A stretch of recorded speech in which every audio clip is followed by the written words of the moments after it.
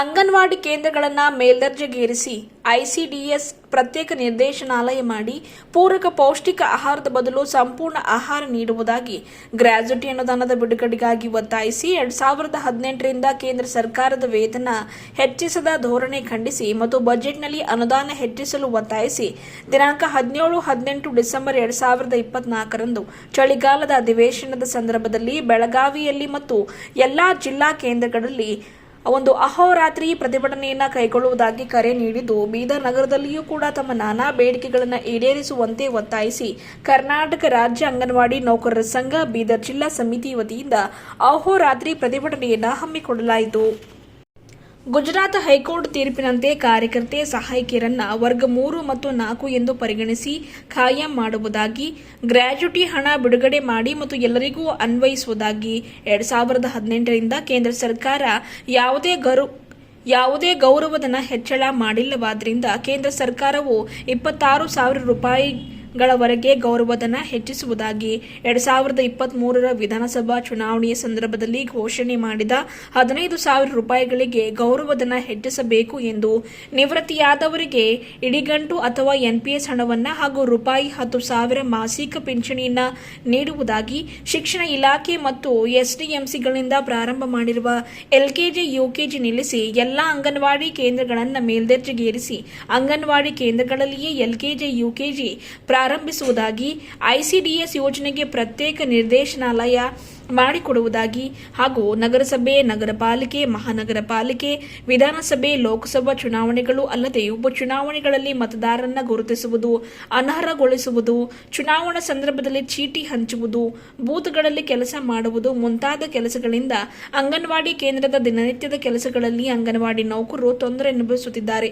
ಆದ್ದರಿಂದಾಗಿ ಅವರನ್ನು ಚುನಾವಣಾ ಕೆಲಸಗಳಿಂದ ಮುಕ್ತಿಗೊಳಿಸುವುದಾಗಿ ಮಾನ್ಯ ಇಲಾಖೆ ಸಚಿವರು ಒಪ್ಪಿಕೊಂಡಂತೆ ಸಾಮೂಹಿಕ ಆರೋಗ್ಯ ವಿಮೆಯನ್ನ ಕೂಡಲೇ ಜಾರಿಗೊಳಿಸುವುದಾಗಿ, ಅಂಗನವಾಡಿ ಕೇಂದ್ರಗಳಿಗೆ ಕೊಡುವ ಪೂರಕ ಪೌಷ್ಟಿಕ ಆಹಾರಕ್ಕೆ ಜಿಎಸ್ಟಿ ಹಾಕಬಾರದು, ಘಟಕ ವೆಚ್ಚ ಹೆಚ್ಚಳ ಮಾಡಿ ಹಿಂದಿನಂತೆ ಜಿಲ್ಲಾಧಿಕಾರಿಗಳ ಅಧ್ಯಕ್ಷತೆಯಲ್ಲಿ ಮೆನು ಅಂತಿಮಗೊಳಿಸುವ ಒಂದು ವ್ಯವಸ್ಥೆ ಜಾರಿ ಮಾಡುವುದಾಗಿ, ಅಂಗನವಾಡಿ ಕೇಂದ್ರಗಳಿಗೆ ಮೂಲಭೂತ ಸೌಕರ್ಯಗಳನ್ನು ಒದಗಿಸುವುದಾಗಿ, ಖಾಲಿ ಹುದ್ದೆಗಳಿಗೆ 3 ತಿಂಗಳೊಳಗೆ ನೇಮಕಾತಿಯಾಗಬೇಕು, ಇಲ್ಲದಿದ್ದರೆ ಅಧಿಕಾವಧಿ ವೇತನ ಓವರ್ ಟೈಮ್ ಕೊಡುವುದಾಗಿ, ಸಹಾಯಕಿ ಇಲ್ಲದ ಅಂಗನವಾಡಿ ಕೇಂದ್ರಗಳಲ್ಲಿ ಟೇಕ್ ಹೋಮ್ ಕೊಡಬೇಕು, ಇಲ್ಲದಿದ್ದರೆ ತಾತ್ಕಾಲಿಕ ಸಹಾಯಕಿಯರನ್ನ ನೇಮಕಾತಿ ಮಾಡಿಕೊಳ್ಳುವ ಅಧಿಕಾರ ಕಾರ್ಯಕರ್ತೆಗೆ ಕೊಡುವುದಾಗಿ, ಖಾಲಿ ಇರುವ ಮತ್ತು ಹೊಸ ಕೇಂದ್ರಗಳಿಗೆ ಸರ್ಕಾರಿ ಆದೇಶದಂತೆ ಮುಂಬಡ್ತಿ ವರ್ಗಾವಣೆಗಳನ್ನು ನೀಡಿ ನಂತರ ಹೊಸ ಆಯ್ಕೆ ಮಾಡಬೇಕು, ರಾಜಕೀಯ ಒತ್ತಡಕ್ಕೆ ಮಣಿದು ಅವಕಾಶದಿಂದ ವಂಚಿಸಬಾರದು ಎಂದು ಹಾಗೂ ಮಿನಿ ಅಂಗನವಾಡಿ ಕೇಂದ್ರಗಳನ್ನು ಪೂರ್ಣ ಕೇಂದ್ರಗಳನ್ನಾಗಿ ಪರಿವರ್ತಿಸುವ ತನಕ ಸಹಾಯಕಿಯನ್ನ ಕೊಡಬೇಕು ಮತ್ತು ಪೂರ್ಣ ಕಾರ್ಯಕರ್ತೆಗೆ ಕೊಡುವಷ್ಟು ಗೌರವಧನ ಹೆಚ್ಚಿಸಬೇಕು ಎಂಬುದಾಗಿ, ಮುಂಗಡವಾಗಿ ಕರೆನ್ಸಿ ಹಣ, ಕೋಳಿ ಮೊಟ್ಟೆ ಬಾಡಿಗೆ, ಗ್ಯಾಸ್, ತರಕಾರಿ, ಕಾಂಟಿಜೆನ್ಸಿ ಬಿಲ್ಗಳನ್ನು ಹಾಕದೆ ಫಲಿತಾಂಶ ಕೇಳಬಾರದು ಎಂಬುದಾಗಿ, ಅಂಗನವಾಡಿ ಕೇಂದ್ರದ ಚಟುವಟಿಕೆಗಳನ್ನು ಮೊಬೈಲ್ನಲ್ಲಿ ದಾಖಲೆ ನಿರ್ವಹಣೆ ಮಾಡಿದರೆ ಪುಸ್ತಕದಲ್ಲಿ ಬರೆಯುವುದನ್ನು ನಿಲ್ಲಿಸುವುದಾಗಿ ಹಾಗೂ ಪೋಷನ್ ಟ್ರ್ಯಾಕರ್ನಲ್ಲಿರುವ ಫೇಸ್ ವ್ಯಾಲ್ಯೂ ಹಾಕಬೇಕಾದರೆ ತಾಂತ್ರಿಕ ಮತ್ತು ಪ್ರಾಯೋಗಿಕ ಸಮಸ್ಯೆಗಳನ್ನು ಬಗೆಹರಿಸುವುದಾಗಿ, ಇಲಾಖೆ ನಡೆಸುವ ಮಾಸಿಕ ಮತ್ತು ಗೌರವಧನದ ಸಭೆಗಳಲ್ಲಿ ಅಂಗನವಾಡಿ ನೌಕರರಿಗೆ ಕುರ್ಚಿ ವ್ಯವಸ್ಥೆ ಮಾಡಿಕೊಡುವುದಾಗಿ ಹಾಗೂ ಪೌಷ್ಟಿಕ ಆಹಾರ ಮತ್ತು ಪೂರ್ವ ಪ್ರಾಥಮಿಕ ಶಿಕ್ಷಣ ಹಕ್ಕಾಗಬೇಕು, ಐಸಿಡಿಎಸ್ ಯೋಜನೆಯನ್ನ ಕಾಯ್ದೆಯನ್ನಾಗಿ ರೂಪಿಸಬೇಕು ಎನ್ನುವಂತಹ ತಮ್ಮ ನಾನಾ ಬೇಡಿಕೆಗಳನ್ನು ಈಡೇರಿಸುವಂತೆ ಒತ್ತಾಯಿಸಿ ಅಹೋರಾತ್ರಿ ಧರಣಿ ಸತ್ಯಾಗ್ರಹವನ್ನು ಹಮ್ಮಿಕೊಳ್ಳಲಾಯಿತು. ಈ ಕುರಿತಾಗಿ ಮುಖಂಡರಾದ ಆರ್ಪಿ ರಾಜ ಅವರು, ಕಾರ್ಯಾಧ್ಯಕ್ಷರಾದ ಶ್ರೀದೇವಿ ಚೂಡಿ ಅವರು ಹಾಗೂ ಯೂನಿಯನ್ ಅಧ್ಯಕ್ಷರಾದ ಶಾಕುಂತಲಾ ಸೋನಿಯವರು ಮಾತನಾಡಿ ತಿಳಿಸಿದರು. ಈ ವೇಳೆ ಅಧ್ಯಕ್ಷರಾದ ಸುಶೀಲಾ ಹತ್ತಿ, ಪ್ರಧಾನ ಕಾರ್ಯದರ್ಶಿ ಜಯಶ್ರೀ, ಖಜಾಂಚಿ ಮಹಾದೇವಮ್ಮ ಸೇರಿದಂತೆ ಇನ್ನಿತರರು ಭಾಗಿಯಾಗಿದ್ದರು. ಕರ್ನಾಟಕ ರಾಜ್ಯ ಅಂಗನವಾಡಿ ನೌಕರರ ಸಂಘ CI2 ಜಿಲ್ಲಾ ಸಮಿತಿ ಬೀದರ್ ಇವತ್ತಿನ ದಿವಸ ಒಂದು ರಾಜ್ಯ ಸಮಿತಿಯ ಕರೆ ಮೇರೆಗೆ ಡಿಸೆಂಬರ್ 17 ಮತ್ತು 18 2 ದಿವಸದ ಅಹೋರಾತ್ರಿ ಹೋರಾಟವನ್ನು ಹಮ್ಮಿಕೊಳ್ಳಬೇಕೆಂದು ಇಡೀ ರಾಜ್ಯಾದ್ಯಂತ ಹಮ್ಮಿಕೊಳ್ಳಲಾಗಿದೆ. ಮೂಲ ಉದ್ದೇಶಗಳು ಇವತ್ತಿನ ದಿವಸ ಮಕ್ಕಳಿಗೆ ಪೂರಕ ಪೌಷ್ಟಿಕ ಆಹಾರ ಬದ್ದು ಸಂಪೂರ್ಣದ ಆಹಾರ ಕೊಡಬೇಕೆಂದು ಒಂದು, ಇನ್ನೊಂದು ಗ್ರ್ಯಾಚ್ಯುಟಿ ಅನುದಾನ ಬಿಡುಗಡೆ ಮಾಡಬೇಕಂದು.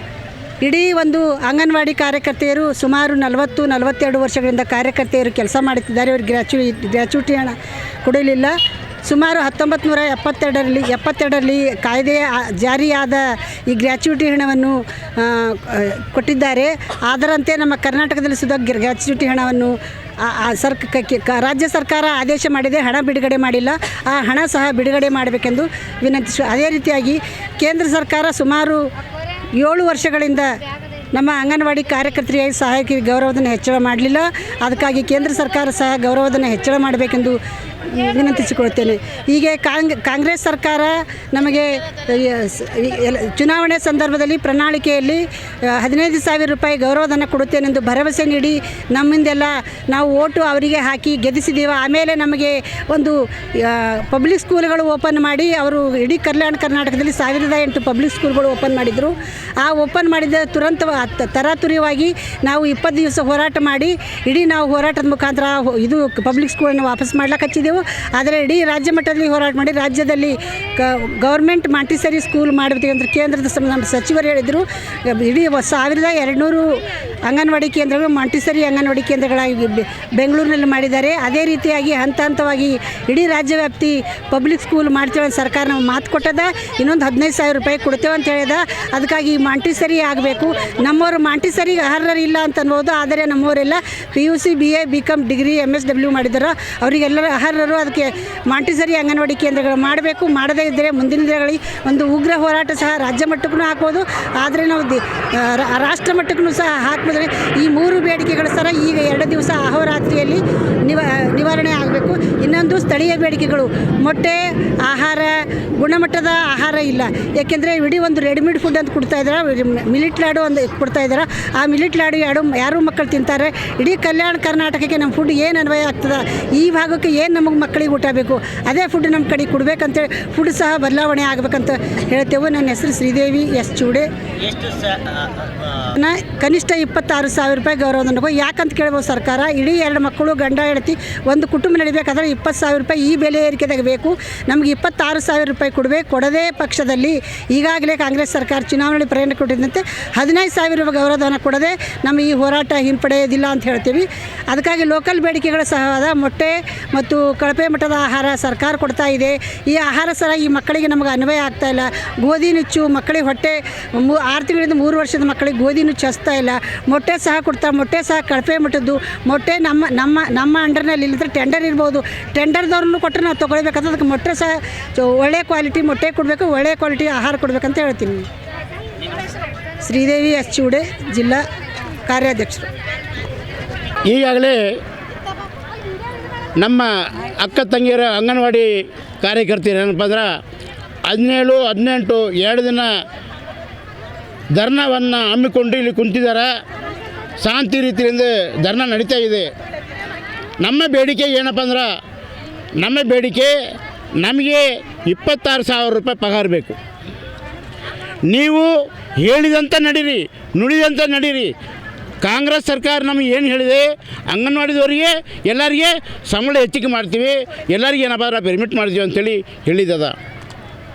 ಆ ರೀತಿ ನೀವು ಹೇಳಿದಂತ ನಡಿಬೇಕಲ್ಲ.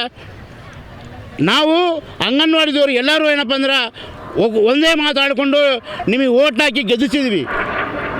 ನಮಗೆ ಒಳ್ಳೆಯ ರೀತಿಯಿಂದ ಏನಪ್ಪ ಅಂದ್ರೆ ನಮ್ಮ ಪಗಾರ ಹೆಚ್ಚಿಗೆ ಮಾಡ್ತೀರಿ, ನಮಗೆಲ್ಲರಿಗೆ ಪರ್ಮಿಟ್ ಮಾಡ್ತೀರಿ ಅಂತೇಳಿ ಒಂದು ಆಸೆಯನ್ನು ಇಟ್ಕೊಂಡು ಏನಪ್ಪ ಅಂದ್ರೆ ನಾವು ಘೋಷಣೆಯನ್ನು ಎಲ್ಲರಿಗೂ ಹೇಳಿ ನಮ್ಮ ಅಂಗನವಾಡಿ ಅಕ್ಕ ತಂಗರಿ ಎಲ್ಲರಿಗೆ ರಾಜ್ಯ ತುಂಬ ಎಲ್ಲರಿಗೆ ಹೇಳಿ ಏನಪ್ಪ ಅಂದ್ರೆ ಕಾಂಗ್ರೆಸ್ ಸರ್ಕಾರಕ್ಕೆ ಓಟ್ ಹಾಕಿರಿ, ಕಾಂಗ್ರೆಸ್ ಬರ್ತದೆ, ಅವ್ರು ನಮಗೆ ಏನಪ್ಪ ಅಂದ್ರೆ ನಮ್ಮ ಬೇಡಿಕೆಯನ್ನು ನೆರವೇರಿಸ್ತಾರೆ ಅನ್ನೋ ಮಾತನ್ನು ಹೇಳ್ಕೊಂಡು ಏನಪ್ಪ ಅಂದ್ರೆ ಎಲ್ಲರೂ ನಮ್ಮ ಅಧ್ಯಕ್ಷರು ಏನಪ್ಪ ಅಂದ್ರೆ ನಮ್ಮ ದೇಶ ತುಂಬ ರಾಜ್ಯ ತುಂಬ ಏನಪ್ಪ ಅಂದ್ರೆ ಓಡಾಡಿ ಎಲ್ಲರಿಗೆ ಕಾಂಗ್ರೆಸ್ಗೆ ಓಟ್ ಹಾಕಿರಿ ಅಂತ ಹೇಳಿ ನಾವು ಕಾಂಗ್ರೆಸ್ಗೆ ಓಟ್ ಹಾಕಿದ್ದೆವು, ನಿಮಗೆ ಗೆಲ್ಲಿಸಿದ್ದೀವಿ.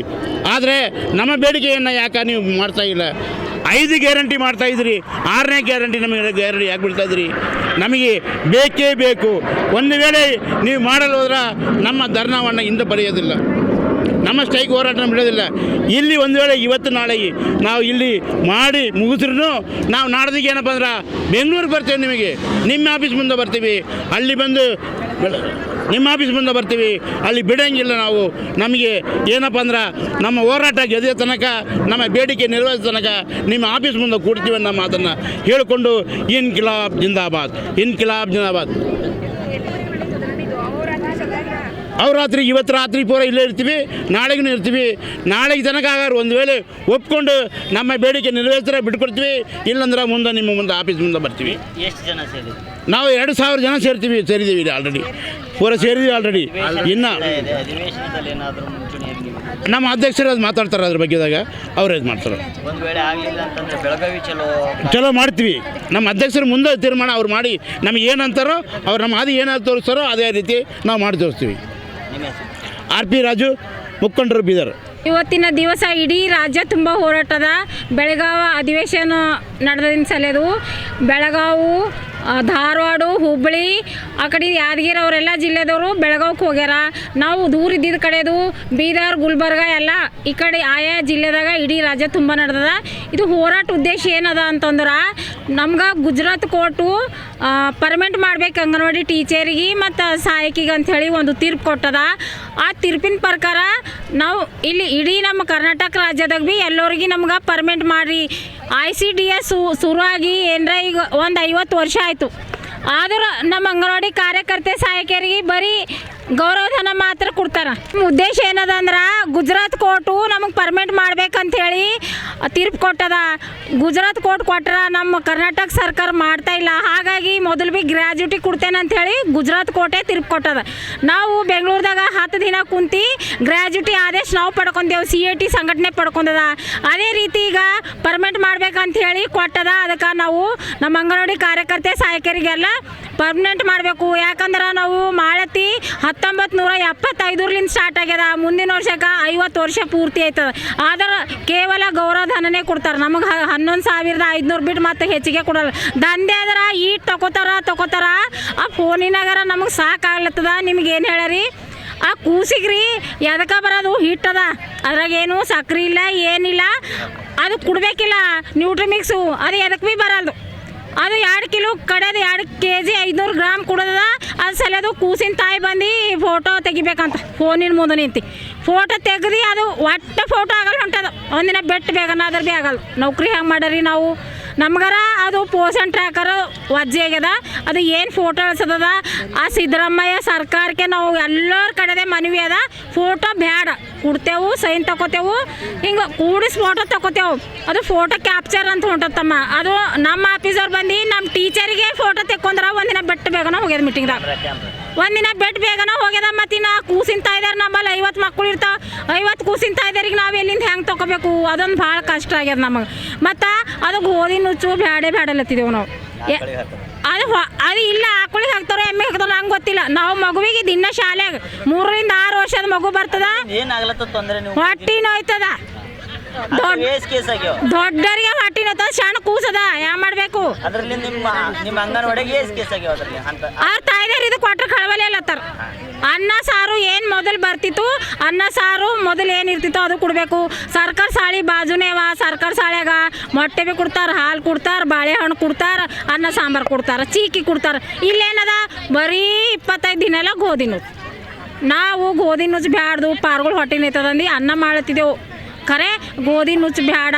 ಮತ್ತು ಈಗ ಒಂದೊಂದು ಅಂಗನವಾಡಿ ಕೇಂದ್ರದಾಗ ಸಹಾಯಕಿ ಇಲ್ಲ. ಆ ಸಹಾಯಕಿ ಇಲ್ದಿಂದ ಕಾರ್ಯಕರ್ತೆ ಏನು ಮಾಡಬೇಕು? ಏನು ಮಕ್ಕಳಿಗೆ ಕರಿಬೇಕಾ, ಅಡುಗೆ ಮಾಡಬೇಕಾ? ಅದಕ್ಕೆ ಆದಷ್ಟು ಬೇಗನೆ ಇದ್ರೊಳಗದ 3 ತಿಂಗಳ ಒಳಗಾಗಿ ಅಂಗನವಾಡಿ ಕಾರ್ಯಕರ್ತೆ ಸಹಾಯಕಿರಿಗೆ ನೇಮಕ ಮಾಡ್ಕೋಬೇಕಂತದ. ಮತ್ತು ಏನಾಗ್ಯದ ಅಂದ್ರೆ ಒಂದು ಊರು ಬಿಟ್ಟು ಒಂದು ಊರಿಗೆ ಸೆಲೆಕ್ಷನ್ ಆಗ್ಯಾವ. ಈಗೆಲ್ಲ DD ಮುಂದೆ DC ಮುಂದೆ ಎಲ್ಲ ಆಗಲಿದು. ಈ ಊರ್ಲಿಂದ ಆ ಊರಿಗೆ ಸೆಲೆಕ್ಷನ್ ಆಗ್ಯಾವ. ಅದೆಲ್ಲ ಏನದ ಅವರು ಸರಿ ಮಾಡ್ಕೋಬೇಕು. ಮತ್ತು 26,000 ರೂಪಾಯಿ ಕನಿಷ್ಠ ವೇತನ ಕೊಡ್ಬೇಕು ನಮಗೆ ಪರ್ಮನೆಂಟ್ ಆಗಸ್ತನ. ಪರ್ಮನೆಂಟ್ ಎಂದಾಯ್ತದ ಏನಿಲ್ಲ, ಖರೆ ಅಲ್ಲಿ ತನಕ ಸಾಕಾಗಲ್ದು. 10,500 ಸಾಕಾಗಲ್ದು, 28,000 ಕೊಡಬೇಕು. ಮತ್ತು ಮೂಲಭೂತ ಸೌಕರ್ಯಗಳೆಲ್ಲ ಕೊಡಬೇಕು. ಈಗ ಮುಂದಿನ ಹೋರಾಟದಾಗ ನಾವು ಇಲ್ಲಿ ಆಗಲ್ಲ ಹೋಯ್ತು ಅಂದ್ರೆ ಫೆಬ್ರವರಿದಾಗ ಬೆಂಗಳೂರು ಚಲೋ ಹೋಗೋರಿದ್ದೆವು. ಇಲ್ಲಿ ಆಗಲ್ಲ ಹೋಯ್ತು ಅಂದ್ರೆ ಬೆಂಗಳೂರಿಗೆ ಹೋಯ್ತೇವೆ. ನಮ್ಮ ರಾಜ್ಯಾಧ್ಯಕ್ಷರು ಏನು ಹೇಳ್ತಾರೆ, ಈಗ ಬೆಳವಾಗಿ ಅಧಿವೇಶನದಾಗ ಮುಗಿಲಿಲ್ಲ ಅಂದ್ರೆ ಮತ್ತೆ ಮಾರ್ಚ್ದಾಗ ಹೋಯ್ತೇವೆ. ನಾವು ಮಾರ್ಚ್ದಾಗ ಹೋದ್ರೆ ಮತ್ತೆ ಏಪ್ರಿಲ್ದಾಗಾರ ನಾವು 15,000 ಏನು ಕಾಂಗ್ರೆಸ್ ಸರ್ಕಾರ ಗ್ಯಾರಂಟಿ ಕೊಟ್ಟಿತ್ತಲ್ಲ 15,000 ತೊಗೊಂಬಸ್ತಾನ ನಾವು ಬಿಡೋದೇ ಇಲ್ಲ. ಹೆಲ್ಪರಿಗೆ ಟೀಚರಿಗೆ ಕೊಡ್ತೆ ಅಂತ ಮಾತು ಕೊಟ್ಟದ ಕಾಂಗ್ರೆಸ್ ಸರ್ಕಾರ. ಮಾತು ತಪ್ಪದ, ಮಾತಿನ ಪ್ರಕಾರ ನಡಿಬೇಕು. ಏನು ಹೊಂಟಿಲ್ಲ 11,500ದಾಗ ನಮಗೆ 15,000 ಇದೇ ಏಪ್ರಿಲ್ದಾಗ ಆಗ್ಬೇಕು, ಬಜೆಟ್ದಾಗೆ ಆಗ್ಬೇಕು. ಅದು ನನ್ನ ಹೆಸರು ಶಕುಂತಲಾ ಸೋನಿ. ಅಂಗನವಾಡಿ ಶಾಲೆ ಎಷ್ಟು ಬೇಕು ಈಗ